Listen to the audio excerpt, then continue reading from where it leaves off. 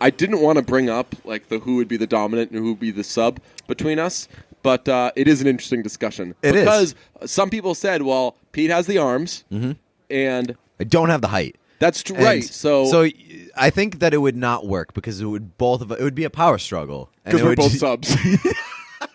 We'd both be fighting to be subs. Brunch, hit it, boys!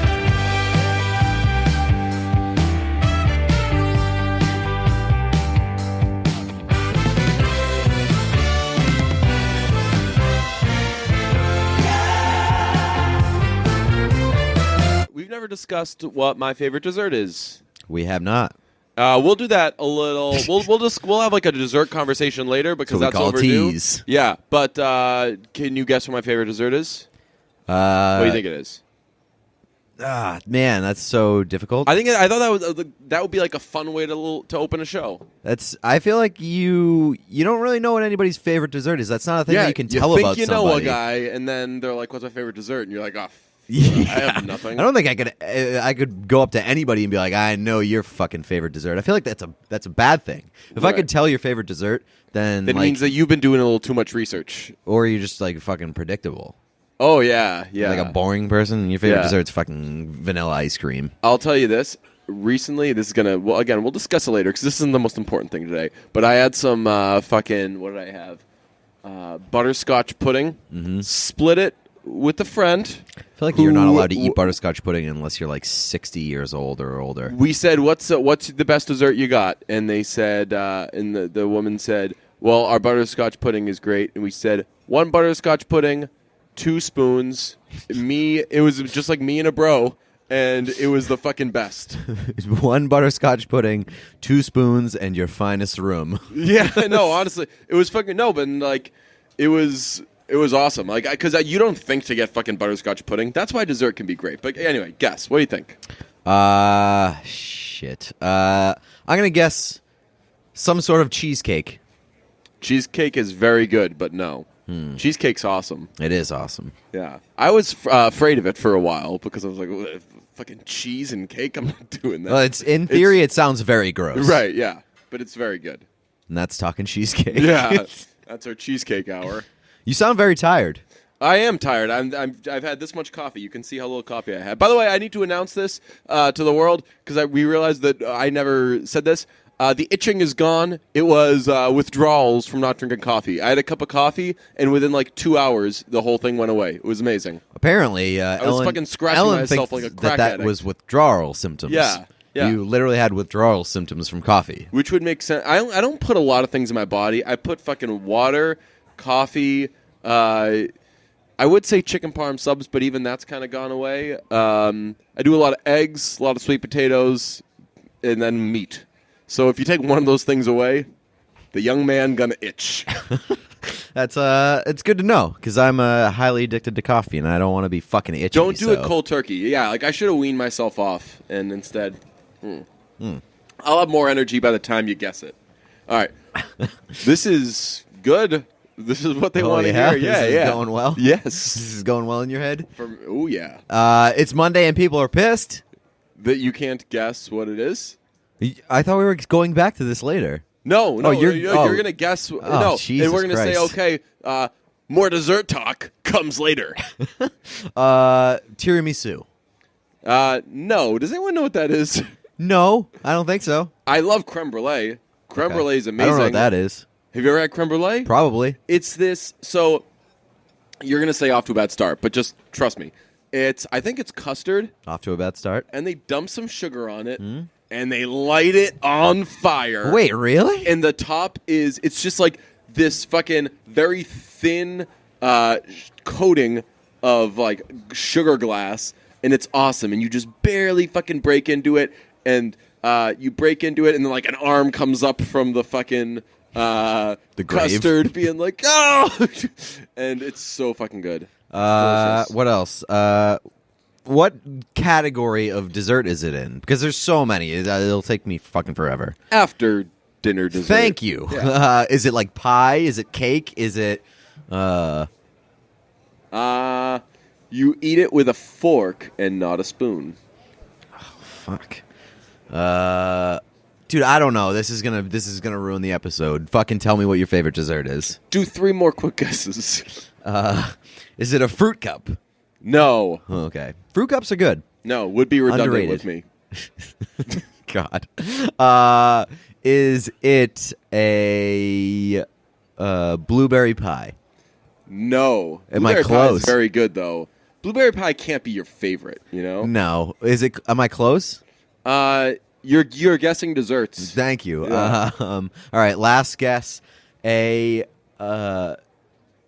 strawberry truffle. Ooh, no. I don't even know if that's a thing. I just kind of guessed it. That can't be a thing.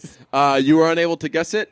Now comes the big reveal. Mm-hmm. What do you think my favorite dessert is?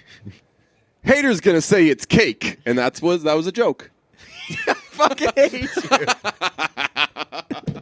That was fucking not worth the payoff. That went exactly as I wanted it to go. The best part was, you're like, is it a cake? And I'm like, nope.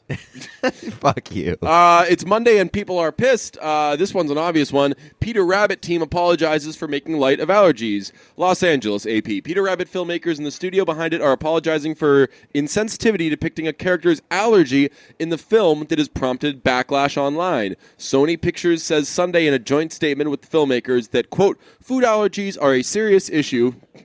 And the film, I'm just kidding, I have food allergies. And the film, quote, not a serious issue. Should not have made light, end quote, of a character being allergic to blackberries, quote, even in a cartoonish slapstick way, end quote. You're really fucking putting me through the paces here. In Peter Rabbit, which was released this weekend, the character of Mr. McGregor is allergic to blackberries. The rabbits fling the fruit at him. The rabbits fling the fruit at him in a scene, and he is forced to use an EpiPen. The charity group Kids with Food Allergies posted a warning about the scene on its Facebook page, prompting some on Twitter to start using the hashtag boycott Peter Rabbit. The group said that allergy jokes are harmful to their community and that making light of the condition, quote, encourages the public not to take the risk of allergic reactions seriously, end quote.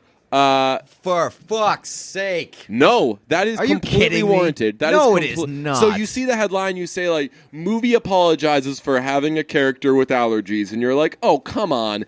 Characters can have allergies. Shut the fuck up. And then you read that in a fucking kids movie, people are like, hey, that person has food allergies. It's no different from in fucking, Vice Principals, when they're like, how do we take down Belinda?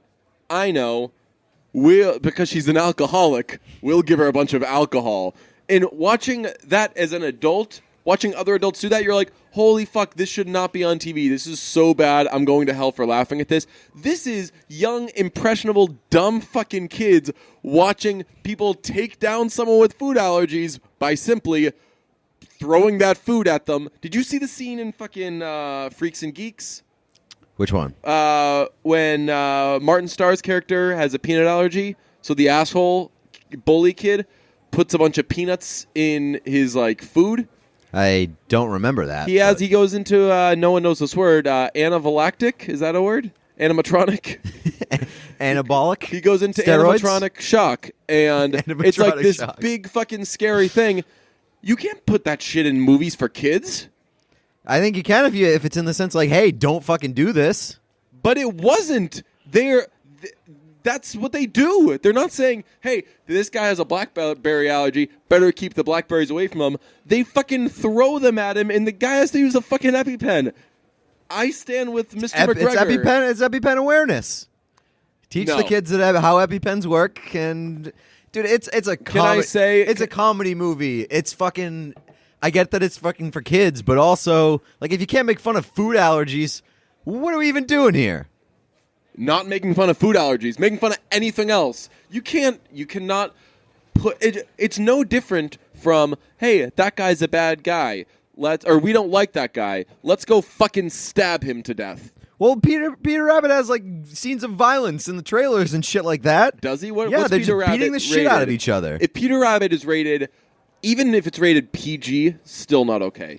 I'm totally with. This is ridiculous. I stand with kids with food allergies. Although, get off Facebook, kids. Go outside. I think that a lot of people saw this headline. No, that doesn't fucking qualify. Yes, it does. This qualifies. This does not fall into that category. You can't have that in a fucking kids movie. I would That's say a really weird fucking message to send to children. Right. So don't put that in their fucking head. Like when you tell kids, hey, you know water balloons?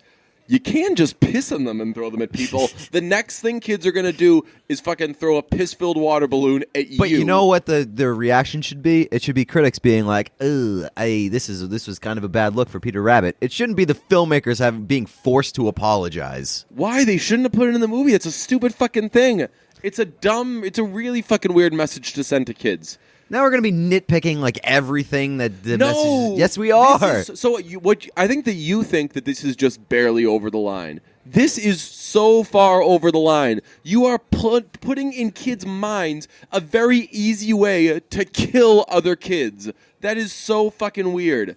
You can't do that. To be honest, the world would be better with less kids. Hey, thanks for stealing a bit from Louis C.K. Have fun masturbating in front of people who don't want it. What else are you going to say?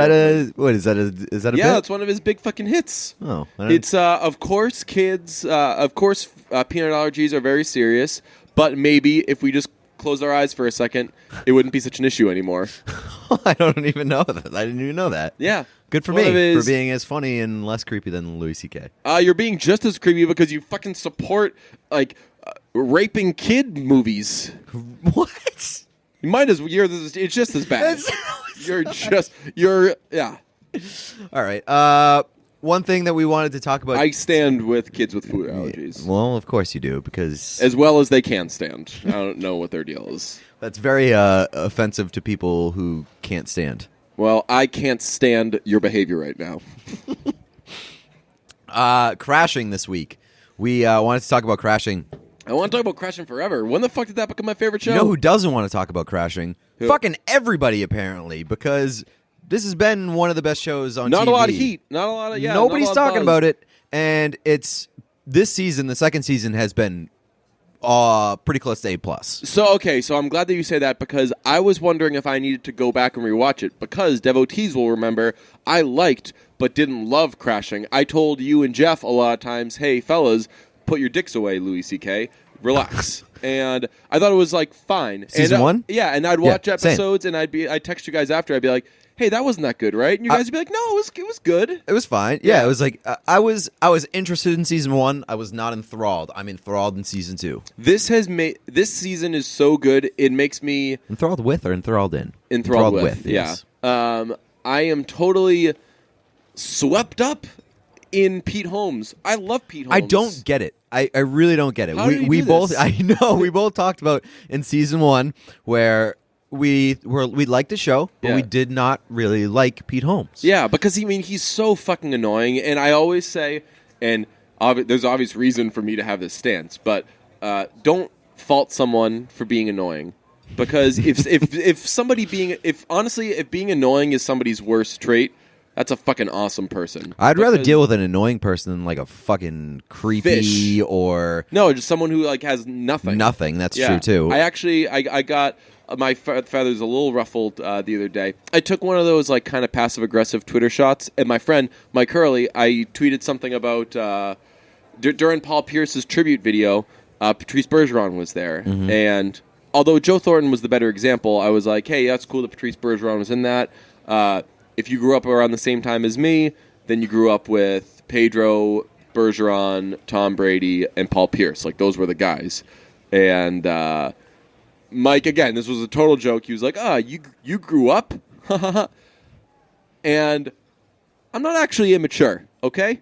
I was going to say responsible, but I no, sleep you're definitely a lot not more. responsible. No, you're not. I'm more responsible than most people my age. You were just homeless for 3 weeks. That was intentionally. For 2 months. That was between apartments. That's not irresponsible. That's smart. I saved at least $100. I would say that you're. I don't do dumb shit. I don't put people in bad spots. Yeah. Okay. That's, so well, other than me, when you just show up to episodes late. Well, that's because I neglect you. Again, it's because I'm the dominant. You're my sub. Fuck you. Yeah. No. But But when people like mistake outgoing for like immature and stuff like that, I'm like, hey, relax. So I would take annoying over uncomfortable.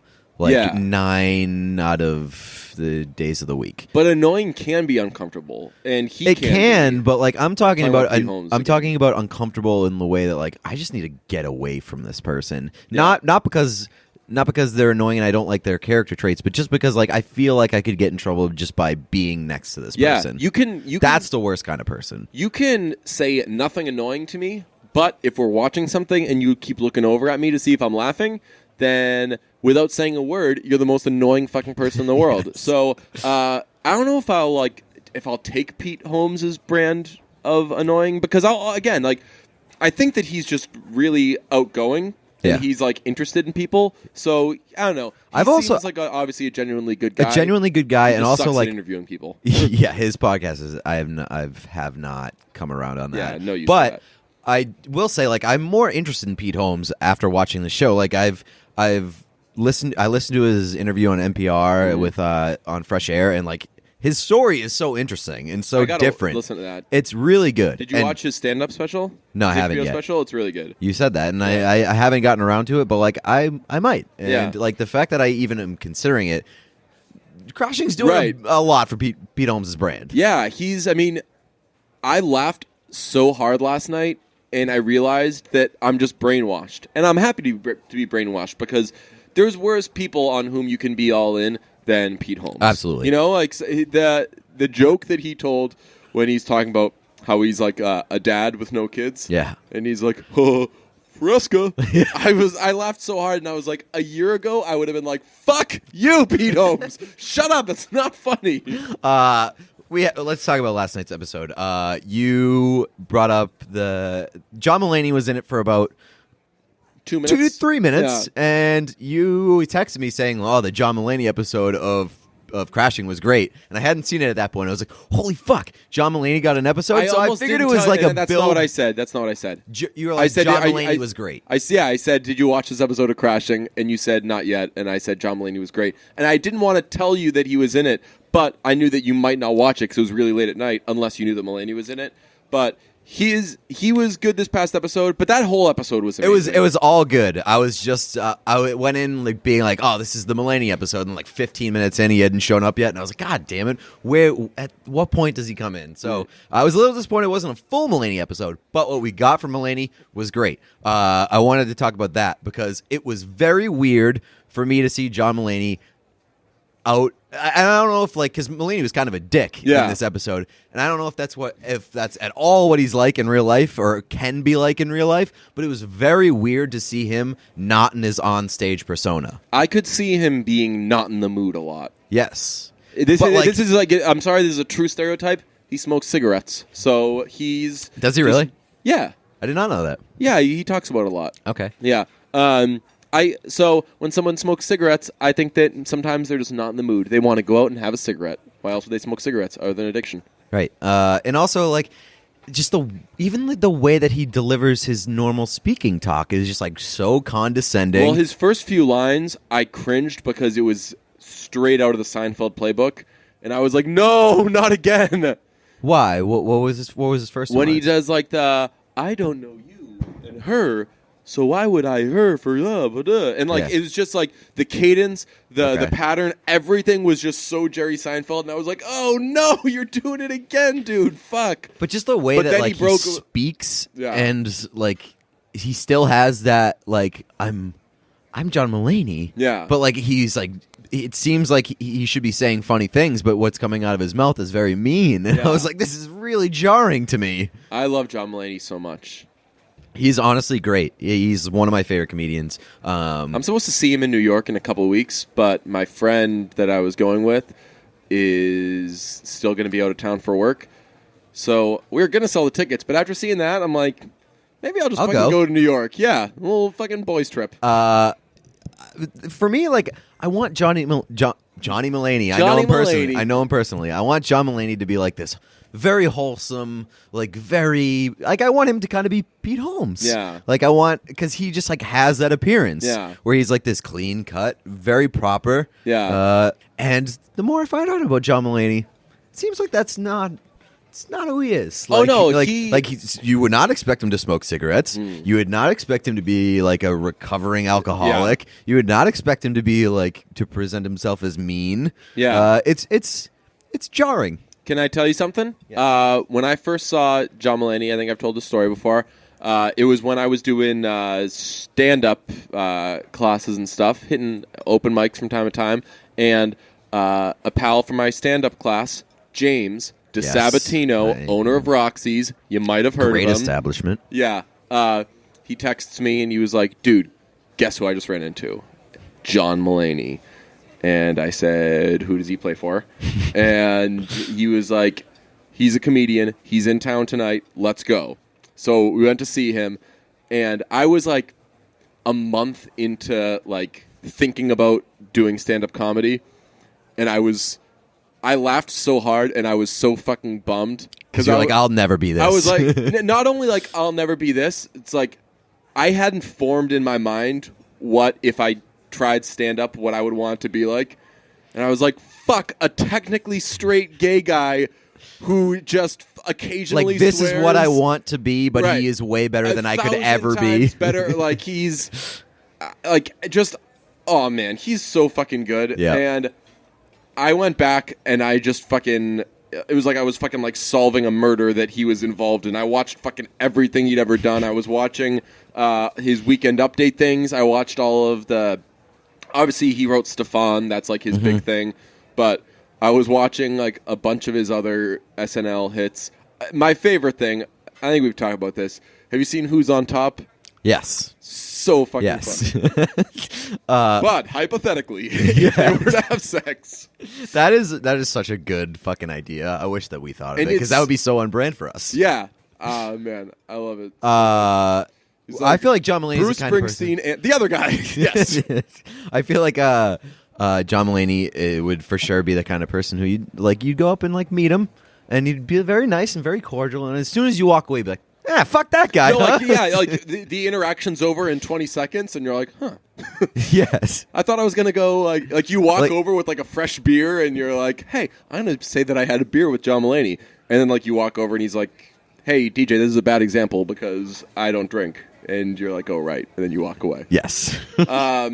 Also, I watched the previous episode of Crashing because I hadn't seen that. Apparently, they aired an episode on Super Bowl Sunday. Yeah, I didn't love that episode. But I'm liked glad it. you did. I liked it. I thought it was really good. And also, my big takeaway: Whitney Cummings Still for hot. sure hot. Yeah. Is that a thing? Oh yeah, she was always hot. Okay, but like people know that she's hot. Yeah. Okay. I thought it was funny though when they're making all like the hoopla about when I forget what it was. I was like falling asleep. As I was Shaving his watching beard? it. No, but when they're talking about how what's his name? What's the character's name? Who, the kid Porter? with the beard? Yeah. Yeah, how he's going on it, and he's like, I'm not that big a fan of hers. Who? What's his face? Oh, Whitney Cummings? No, he says Pete Holmes is like, I'm not like a huge Whitney Cummings fan, and then she still ended up doing the show. Oh, yeah. That was pretty funny. Yeah. But I loved the Bill Burr episode. The Bill Burr, because the golf scene is. I'm still laughing about it. It's Yeah. like a month later. It's like, just go ahead, hit it. This doesn't matter. Because golf is such like a fucking serious game, and everybody that plays golf fucking takes golf the most serious that you could ever imagine, and it's never portrayed in like a TV show. Like it's just even like everybody loves Raymond. Ray was fucking like, oh, I played a shitty round of golf today. It's ruined That my guy day. loves playing golf. Oh yeah, I know. Deborah did all this, and what the fuck did you do?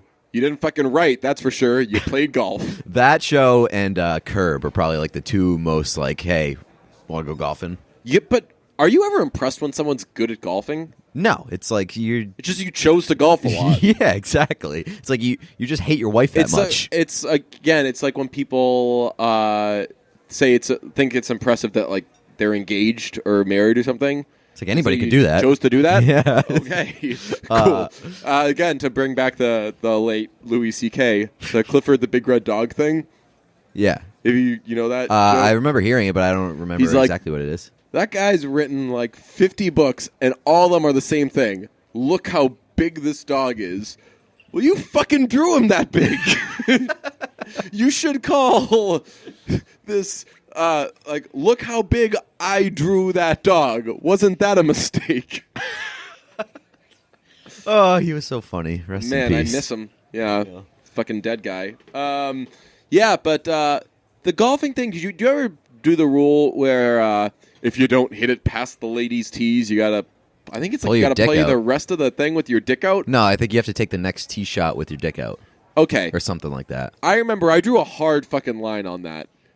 They were like, hey, we're playing with the rule where you gotta take your dick out. Or no, it happened to one of my friends. Like, he didn't hit it past the ladies' tees, and everyone was like, oh, taking your dick out now. And I was like, what? And they were like, oh, well, if you don't hit it past the ladies' tee, you gotta take your dick out. And I was like, I'm not doing that.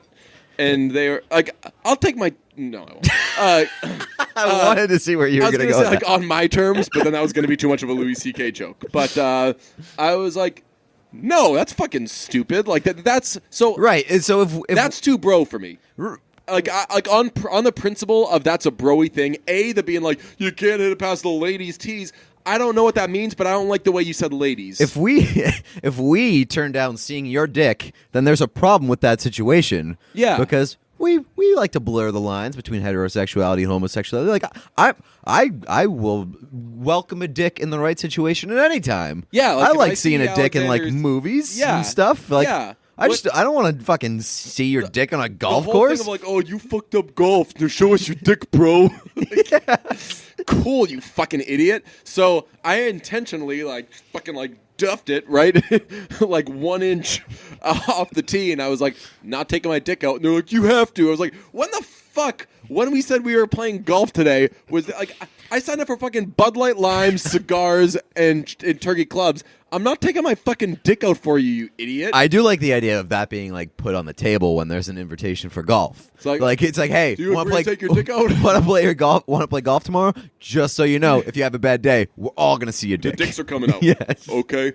You got to golf good unless if you don't, you got to show your dick to all of us. That's a fucking privilege for my second wife, not for you, you fucking golfing idiot. What a fucking tool. I do like. It sucks that the thing was happening where people would run each other over with golf carts. You remember that? Yes. That was the thing this summer. Shouts out to our man's, what's his name? Was it Riggs? Yeah, that was for sure his fault. I thought that he was anti. Well, he was definitely anti, but so like that's what made people do it. But no, but like his podcast was retweeting all the videos and stuff, so it just like kind of caught fire because people were like, we're going to get attention because we do this. And then at some point he was like, I do not condone this. I hated that shit because every now and then it would be fun to pull a little stunt with a golf cart. Like, I don't know if someone's golf cart was parked. You ever seen Jackass? Like crash into it and knock it over into the woods. That shit is just harmless, harmless fun. Have you seen the Jackass, the one where they take the golf carts and they like do stunts on the golf course? It is literally like one of the funniest things in Jackass history. Man. They are literally jumping the carts off like bunkers and shit. Yeah. And at some point, like the cart flips over and nearly kills Johnny Knoxville, and he just walks away. He's like, almost died there. The amount of times that guy almost died and just like played it off like, good day at the office. And the fact that only one of them died is fucking remarkable. Who died? Was it Steve-O? No, Steve-O's alive. It was Ryan Dunn. Yes, that's right. Ryan Dunn's like the 13th person you would expect to fucking die from that group. Yeah, for sure. Like, I would think it would be, obviously, Steve-O 1, Johnny Knoxville 2, like a close second, actually. Because Johnny Knoxville got a lot of, like, I'm just going to get hit with shit. Yeah, Johnny Knoxville for sure is a masochist. Yeah. Like, he gets off on pain. Yeah. He's, you know what he is? He's a sub. You think so? Yeah. Yeah, definitely. Yeah. He would be tied up in the Red Room. I didn't want to bring this up, but we got into, like, we didn't take it very far, which was good. When Ken Jack went to 50 Shades wearing a mask, you said, hey, like, we're doing it too. I'm bringing DJ on a leash. Great joke. And I came in with, that's adorable that you think that you're the dominant. And then we went back and forth for a little bit. I didn't want to bring up like who would be the dominant and who would be the sub between us, but it is an interesting discussion. Because some people said, well, Pete has the arms, and I don't have the height. That's right. So I think that it would not work because it would be a power struggle. Because we're both subs. We'd both be fighting to be subs. We'd both just like sit down. We'd just be like trying to crawl. Someone's got to do shit. Just be both of us laying on like a rug on the ground. With and be our like, hands up. we both, you know how like in like movies, be like, oh, I'm just gonna get a little more comfortable. Yeah, make yourself comfortable. I'm just gonna slip into something like we're both laying on the bed waiting. It would be like one of us comes out of the bathroom with like ourselves in handcuffs, and the other person's like on the bed in handcuffs. Be like, well, one of us is gonna unlock it. That's all. I was gonna say that it would be based that like the dominant sub thing has to be based more on personality than physique. Yeah, I think that people make that mistake where they say, like, sure. "Oh, that guy's bigger, that guy's smaller." When guys have their dominant sub conversations, but I think that for this podcast purposes, I actually think that we both are subs because that's like why we both agree on everything. That's why, right? Like in the podcast, yeah, like we can't. It's not that we're both agreeing on everything because we're both dominants. Well, if we were both like podcast doms, this would just be sports radio, us trying to scream over each other. That's true. That's so maybe because the bad boys of podcasting, obviously, OGs know we were there first. Whatever. We're not mad. Maybe we could come up with something about how we're both subs. The sub boys of podcasting. What if just subscribe? Like, subscribe to what the unsub heroes of podcasting? Yes. But that makes it sound like we're not subs. That's the true. Unsubs. What if we do something with subs? The substantial boys from podcast. Something with subs, and we're both holding like a big long long the boys sub. of substance. Ooh, I like that. The podcast with all the substance. And it's both of us holding like a very long sub, and you're kissing your fingers because you're Italian. And maybe we give you like a chef's hat too. How did we get to? We were talking That's with a John good question. Mulaney, and then that took us to like, hey, we're both submissives, right? Yeah. Okay. Yeah, I like the idea of like anytime somebody like accuses us of being dom, be like, no, subs for sure. No, we're subs. Love it. Let's see. Well, let's do that. Before we get into the dessert talk, let's get into some quick soundtrack talk. Soundtracks are for sure back. Are they? Yeah. Black Panther, Hamilton took over the world for a little bit. That's not. Then, I feel like that doesn't count as a soundtrack because it's like it's part of the of like the thing. Right. Waitress soundtrack also very good. I feel like soundtrack has to be, but again, I feel that's part of the thing. Right, I feel like that's an original cast recording. Yes, yeah. And I feel like a soundtrack has to like be complementary to the thing, not a part of the thing. Right. Yeah. So I would agree with this. So movie like 500 Days of Summer. Yeah. Awesome soundtrack. Maybe the best soundtrack. Yeah. Shoot that Regina Spektor into my veins. Oh yeah, and also the Temper Trap. That song is fucking amazing. Yeah. That's that just and Sugartown. Fucking the Pixies. Here Comes Your Man. Yeah.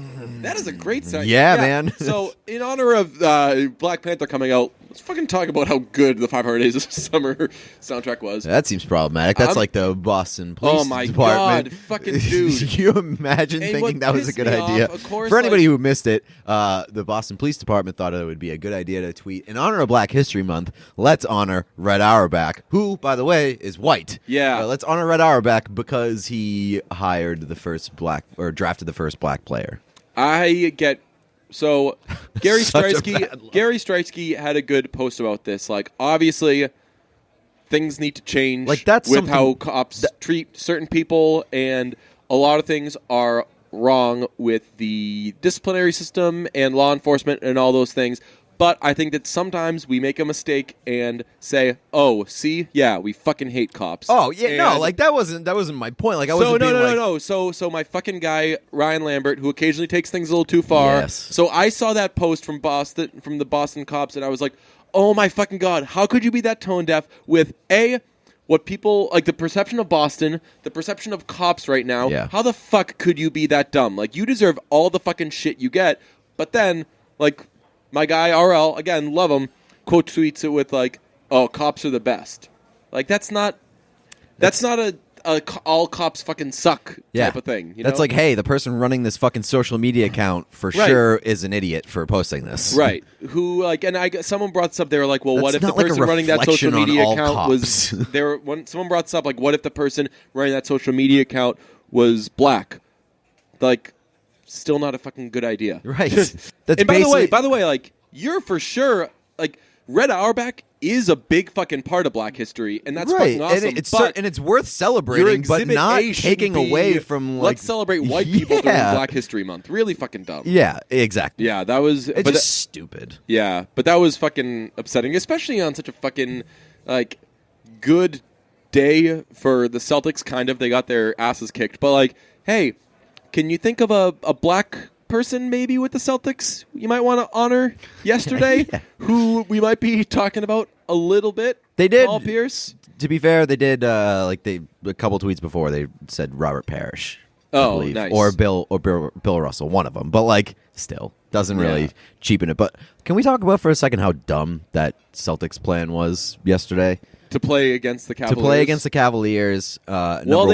They traded IT to the Cavaliers and then scheduled it. Yes. And they were like, "Yo, IT, ruin that fucking team?" Cool. Number one, that, and also two, scheduling it for the end of the game, the ceremony to be at the end of the game. Like that, number one, makes people stay through the entire fucking game. And so they had to sit there and watch a goddamn funeral for 60 minutes. And then two, lets the ceremony go as long as it goddamn well pleases. And that ceremony was, what, like 6 hours? It was like edited, yeah. It was 6 hours. I thought that overall it was good. Like, I didn't need... Really, what I would have cut out was Wick. But I wouldn't have given Wick 45 minutes to speak and tell like, every story that he had regarding Paul Pierce. But, like... The person that would say, "Hey, Wick, you're not allowed to do this," is Wick. Yes. So there's some conflict of interest there. Also, I will say, Wick is a good to great speaker because if you have noticed this, sports owners who take the mic usually it's not great to listen to. They are rich people who are kind of awkward and are just like you should not be speaking in front of a stadium full of people. But Wick seems like a common man billionaire. I like Wick a lot. I've seen. I don't know him. He did his entire 45-minute speech yesterday. Well, almost his entire 45-minute speech yesterday without paper, without reading. Yeah. He just did it from memory, from the hip, from the heart. Yeah, right. Well, he's obviously he's a big fan. How did he get his money, by the way? From the Celtics. I'm just kidding. When you own the Celtics, you get a lot of money. He was the janitor, and he worked his way up. Yep, pulled himself up by his bootstraps. He just said, "Congratulations, you're owner now, kid." Yeah. What I like about Wick is that he's got like the flowing hair. Yes, but he hasn't gotten hair transplants. You know. Well, he still has he has a bald spot in the back. Right. Like he's just fucking take me as I am. That's an everyman move because it's the second either of our hair starts to go, it's Dr. Robert Leonard and Matthew Lepresti. It's either Dr. Robert Leonard if we have enough money. Yeah. So please subscribe to our Patreon, patreon.com/socialbrunch. Subscribe. We are not going to go bald if you pledge us money, or you shave your head. That's the only two moves that you have. But I can't shave my head. I will. My fucking nose, I'll look like a dinosaur. Have you noticed that, like, billionaire white guys, big move is I'm going to grow my hair out? Yeah. What's his face? Robert Kraft, case in point. Like, he's got fucking, like, a flow going on. What do you think that is? Why do you think that's the move? Do you think that they think that it makes them cool? I think that, like, Robert Kraft has gotten hotter over the years. I don't know if I would ever be like hotter. Like I don't think the word hot and Robert Kraft would ever enter my mind together. I would no. Cool, hip. Definitely not cool. I think he's cool. Nah, like the sneaker thing's a little forced. No, I like it. He's dresses well. But no, I definitely wouldn't call him hot. I think that like once you have that much money and like you're trying to be cool, it's either you're trying to be cool or you think that you can just get away with anything. Yeah, nobody's going to tell you no. But that's kind of that's probably what's attractive to people. You know, like when you let yourself go in like in a careful way. You know, like if you grow your hair out, but you're still kind of keeping it in check, and it's unkempt, but it's kind of intentionally unkempt.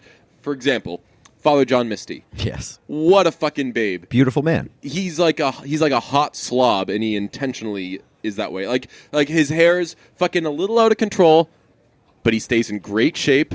He wears cool clothes, and you're like, wow, that's a hot guy. That's the thing. I mean, that is the pinnacle of man is when you like, and I think it works most with guys who can pull off long hair, like to be able to pull off like scruffy, a little bit scruffy and unkempt, but like very attractive one day, and then the next day put on a suit and still look just as fucking dashing. I know. Yeah, I'm looking forward to getting hotter as I age. Also, we'll talk about dessert next episode.